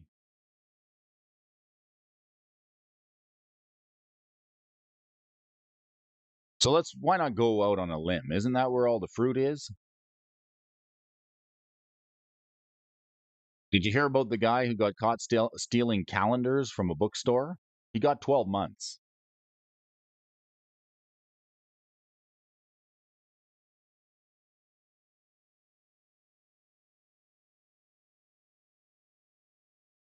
And did you hear the one about the two silkworms who had a race? It ended in a tie. All right, El Hajjaj, a card here on the movers and the shakers list. I don't know why this thing is moving. Probably only other reason I can predict it is because it's on. It's from the Arabian Nights set. Look at the chart on. It's kind of a silly chart, isn't it? It's quite interesting. Stock chart of the day. Do we see a pattern here? All right, we're talking about ascending triangles, symmetrical triangles, descending triangles, double bottoms, flags, falling wedges, double top, cup and handle, and the bump and run. The bump and run. Maybe we see a little bit of bump and run. Sounds like a Bone Thugs and Harmony song. No, that's bump and grind. Sorry. This thing took a poke up in price around 2021. It stands to reason when these black bordered Arabian Nights cards. This is an Arabian Nights rare. So based on that alone, $76 for an Arabian Nights rare, I think that alone means like it's one of the less desirable rares, but it is a human wizard and it has lifelink on it. So based on that alone, I think it's probably why this thing is seeing some price action. No decks are using it, but as far as collectability goes, this card has it written all over it. The Arabian Nights version. I thought he got off the parole after 3 months summer vacation. Michael, super zinger. I like it. Thanks for the zinger here this morning. The man still in calendar's got 12 months, but he got parole after 3 months of summer vacation. I miss Uncle Charles. See you at the crossroads. All right, and what's this? Empty City Ruse. Last card on the movers and the shakers here this morning, up 16%. A Portal 3 Kingdoms card is probably worth money simply because it's from a very rare set. Your opponents can't attack on his or her next turn for 1 mana. Holy smoke, I want this card in a Spillo Fort deck. You know what this goes well with? Holy Day. And Raise the Alarm. Raise the Alarm. I think that's the card. Raise the Alarm. Oh, no. Not that card. Not Raise the Alarm. I'm trying to remember the card. It costs a white and 2, and it says if you would take damage this turn, instead you gain that much life. Dumb P3K prices. There's a card that I used to play in Mill deck. I used to play with the Sphinx's Tutelage, Howling Mind, Turbo Mill. And it was like, whenever you draw a card, an opponent mills 2. If they share a color, do it again. And then I'd play like the Holy Day, all the white cards that say you can't take damage. And there was another card that said 1 white and 2. If you would take damage this turn, instead you gain that much life. So like when the opponent hits you, you're like, okay, I'll gain that much life. It basically fogs them for another turn in white. That with Holy Day, and I like this Holy Day card because it's got some sweet art on it. I want the Legends version, mind you. Where's the Legends? And I want to see the Legends version because this guy, I mean, I see an altar. I see a potential for a really nice card art altar here with a Spinal Tap, perhaps. Put a guitar in this guy's hand and maybe a vest on him. We are Spinal Tap, right? This seems like a very alterable card. And then there's this card here, Empty City Ruse for 1 mana. Says your opponents can't attack. Your opponent can't attack on his or her next turn. Very good. Prefog. Infuse infused with satanic energy into all 12 bar blues. Haven't you ever seen that movie? The song remains the same.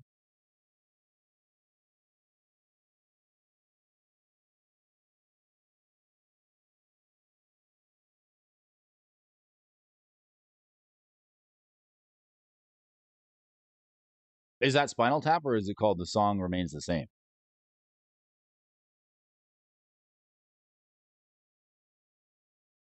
Comment was kind of big. I missed it. I missed the first half of your comment there. If you're commenting on Twitch, I can't see it on the stream here. I can only see it on the screen. So what's the name of that movie? Song is Zeppelin. Oh, Empty City Ruse. Anybody playing this is a ruse. Let me look at the flavor text on this. And this is another thing I like to do because I lose so many games against DJ Virus. When he plays a card, I sit there and I read the entire card and the flavor text just to try and drag him through the mud and make him listen to me speak. I'll say, oh, your opponents can't attack on his or her next turn. Out of time and options. Con Ming was forced to bluff at Xingchang. He tricked an army of 150,000 Wei by leaving the city gates open and calmly playing the zither. All right, zithering this way and that. Later, y'all. Got to get back to work. All right, we'll have a good one. Don't work too hard. Don't work yourself into a coma. There's plenty of magic to play. The most heavy metal card is Dream Chisel. Dream Chisel. There's also Life Chisel too, which is, let's take a look at that one. Dream Chisel. Let's see. Dream Chisel. I want to look at this one. Oh, yeah, it is. Wow. Now that's a heavy metal music. I'm actually getting ready for some heavy metal music. This guy. Oh, yeah, this with Holy Day. What does it do? Face down creature spells you play cost one less to play. This is a good card. I don't know why people aren't picking this up. What's the cost on this? $4? Is there a foil version of this? $28. I'll tell you right now. I will tell you right now. This card took a spike up in price. It's $29 now. Thank you for this. This is definitely a good card. Let's see. Any at the vendor stores see the old pricing? This card used to be $11. See, they haven't adjusted their pricing. 10, 9, 11, $4 for this Dream Chisel in foil. So this is where he's already rocking. Look at that art. I mean, that is for sure. There's got to be some decks using it in the morph deck. Yes, yes. eBay's got a couple of copies right here for 10 or $11. And here's a card that, like, it's going to be good in a deck when we're playing face down creatures. This is a card I would keep my eye off. Okay, maybe Bro knows it's true. Phil Folio had an extra. Maybe Bro knows. Is it true Phil Folio has an X-rated TCG out? I don't know. I never heard of that. Perhaps. I haven't heard of that, but now it's time for some research on my spare time. Definitely, for sure. I like this card. I want to pick up a foil version. I do. If I can find it for the old pricing, let's keep this down. Let's let people forget about how good this card is because I want to pick it up for $10. I don't want to pay the 29 that it's sitting at now. Just keep it quiet. Sometimes you got to wait a little bit. Look at the spike on this sucker. Was sitting at a calm $8-10, and now all of a sudden we got some morph cards pushing this up to $29. I'd love to get a foil copy of this one. I can get the non-foil one probably pretty easily for $4 or $5, but this sucker costing only a mere $10 would be quite great. This thing sold out in stores, I'm sure it is. Give it some time. Wait for a restock. You might be able to pick this card up too. I spec'd on that a while ago. Not great. Never did anything. Give it time. Time in the market, always something it's always something decent, right? What else are you folks up to this morning? I'm going to check the stock desk to see if they have any articles. It's been slow over there. It's a little bit slow on the articles here this morning. Let's see if I can find one more for you folks here this morning. A good one. I want to do the one that talks about Markov, the best murders at Karloff Manor cards for standard. Perhaps the best murders at Karloff Manor cards for standard.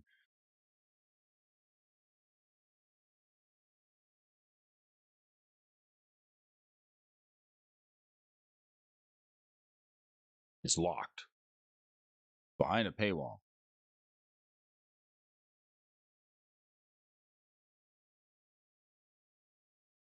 Well, that's a first.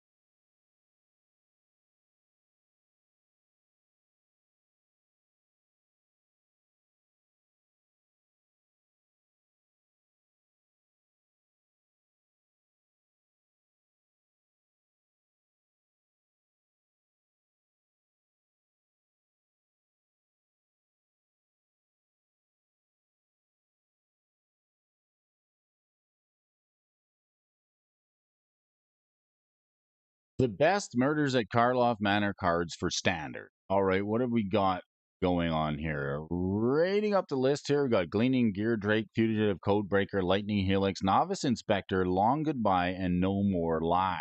All right, we can't tell you any more lies here this morning. But the Murders of Karloff Manor pre-release begins tonight on Friday, setting the course for what should be a fun set due to somewhat recent changes affecting tournament legality and Magic the Gathering through. Murders at Karloff Manors will be available for constructed tournaments as soon as early as this Friday. And if you probably noticed during spoiler season, there's some powerful cards that are sure to mix things up in various formats. Earlier, we were talking about Karloff Manor play and what's going to happen tonight at pre-release. And so we're going to take a little moment here to go over some important cards that we would feel make an impact in standard and could have some value for you folks if you're opening up pre-release kits tonight. Without further ado, here we're going to go into the best cards of Karloff Manor that could be introduced in standard. And the first one on our list is the Gleaming Gear Drake.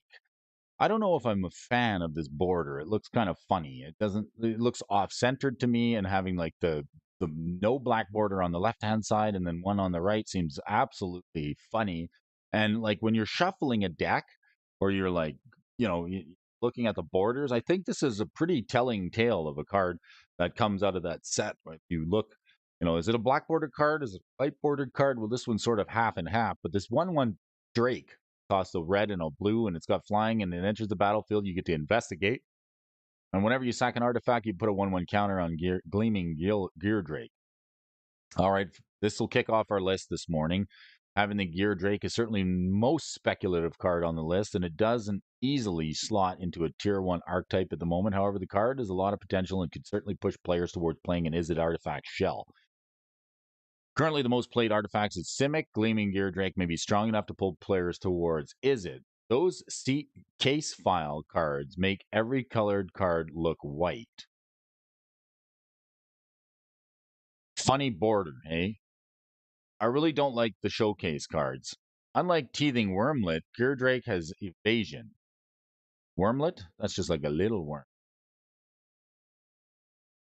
Gear Drake has evasion, provides us with an artifact to sacrifice to Zoetic Glyph, and when it enters the battlefield, it works perfectly with map tokens from Spyglass Siren.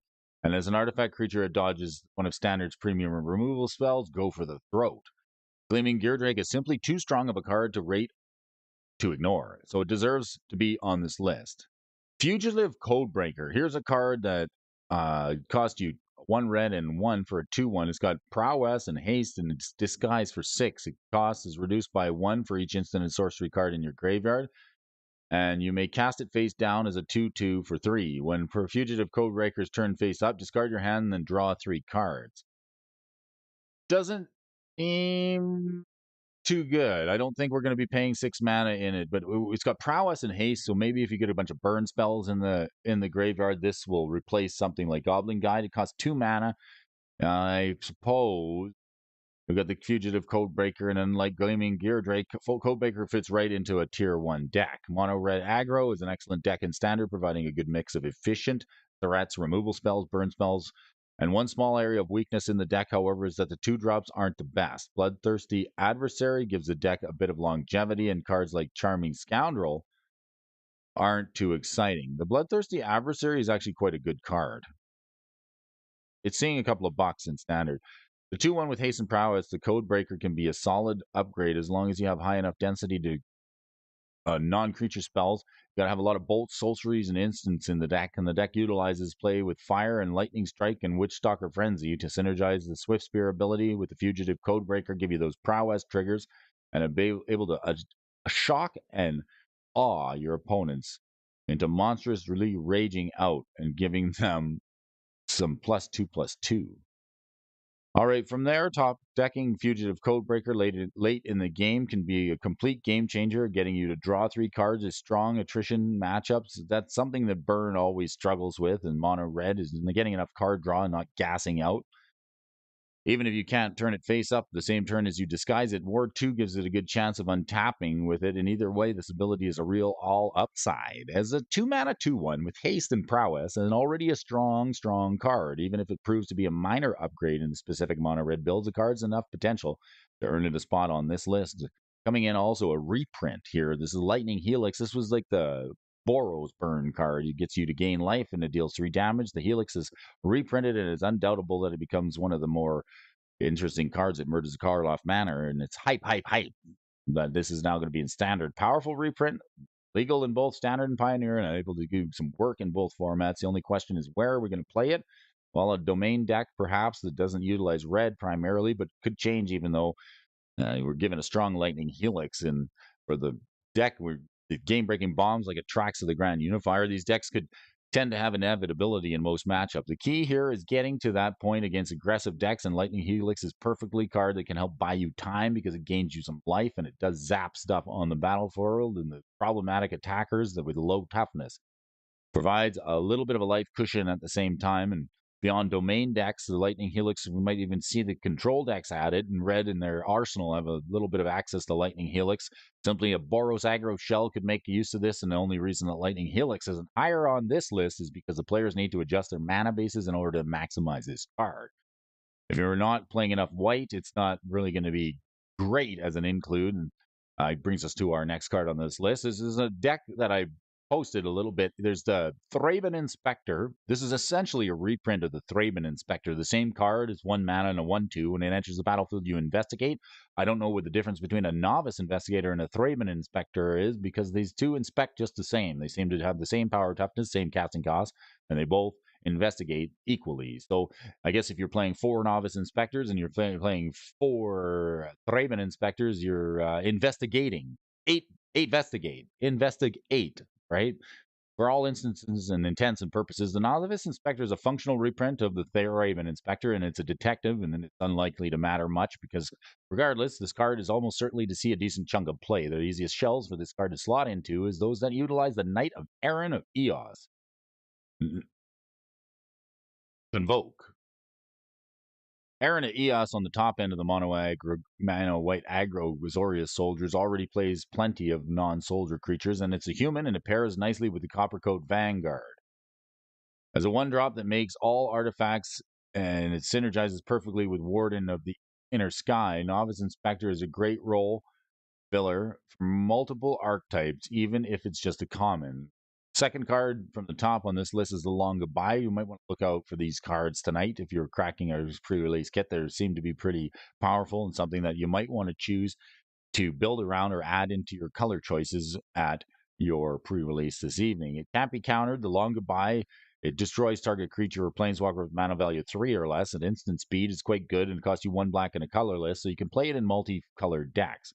Not bad for the card that can't be countered. Destroying a permanent with 3 or less seems good. And removal is always part of the bombs. Removal, evasion, aggro, and what's the D in the bread strategy? Drawing cards. Long Goodbye is an excellent removal in the Rakdos and Dimir mid-range decks alike, and it's unlikely to completely overtake or go for the throat, but it answers cards like Shoulder the Apocalypse that it does miss it. It can't hit Shoulder because it's 4 mana, but the Long Goodbye is an excellent upgraded over Anointed with Affliction. Anointed with Affliction already saw some play for its ability to kill cards with Subterranean Schooner and go for the throat chant, while the Anoint and the Affliction does exile the creature it targets, which is nice against cards like Dennick, the Pious Apparition. The deck that Long Goodbye can't be countered with is too good to pass up. The effect that can't be countered, like Dovin's Veto, definitely is good against the control matchups, and who doesn't like sticking it to those blue mages who try to counter all your spells? Obviously, it's favorably less favored than disguised creatures, but mostly notably, this is a perfect instant speed answer to Rafine's Scheming Seer, and this alone deserves recognition. So we'll have to see how black decks divvy up their removal suite going forward. And number one card is this one here. No More Lies. Why did Benjamin Franklin? No, is it Benjamin Franklin? Why did Benjamin Franklin have trouble sleeping? Because he couldn't lie. All right, No More Lies. Counter target spell unless its controller pays 3. If that spell is countered this way, you get to exile it instead of putting it in their owner's graveyard. Great, like the Force of Negation is really good. If you can hit the One Ring with it, it just exiles it altogether. You want to get rid of some permanently and never have to worry about it coming from the graveyard back into play. This is a card that'll do it. No More Lies is definitely one of the top cards to include, and it'll probably find its way into Commander because it gets it into the exile bin. There are No More Lies is top of the list for both Pioneer and Standard. This card's absolutely incredible and definite staple in an Azorius-based deck that can reliably cast it. Azorius Soldiers is Mesper mid-range, already each made use of the play set of making disappear, and this is a great replacement. This new Mana Leak variant even exiles a spell as it counters it. It can really be great against recursion decks like Denick and things that bring back stuff from the graveyard that you might have already put there once. This isn't much else to say on this card except how great it is, and it's the new and efficient reactive spell that's sure to see a big role in multiple formats. Kind of neat. Interesting.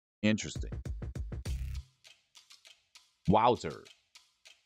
It's about that time already, and you folks who are tuning in here today, I want to wish you a happy Friday and make sure you have a great one today. Premiumbeat.com. Oh, yeah.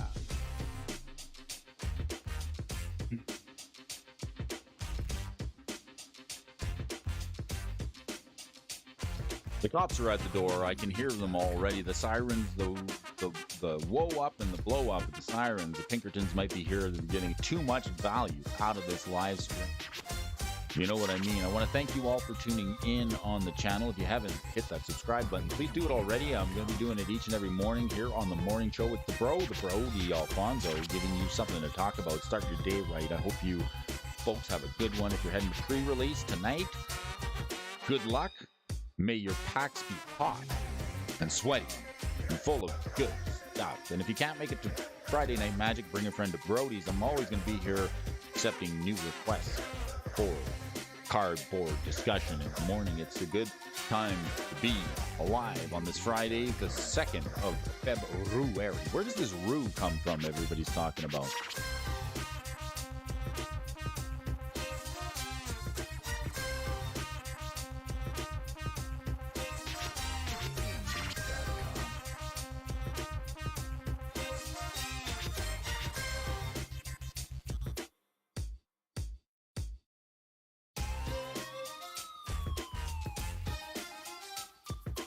Did you hear the one about the guy who got hit in the can? Did you hear the one about the guy who got hit in the head with a can of soda? He's very lucky it was a soft drink. And what do you call a happy motorcycle? That's a Yamaha. Let's take it to my friend Ron Burgundy for a little bit of Yaz flute here this morning on the outro. It's going to be a good day. Sun's just about coming up. Appreciate you folks for watching. Take it easy out there. And we'll see you on the next one. See you on Monday, folks.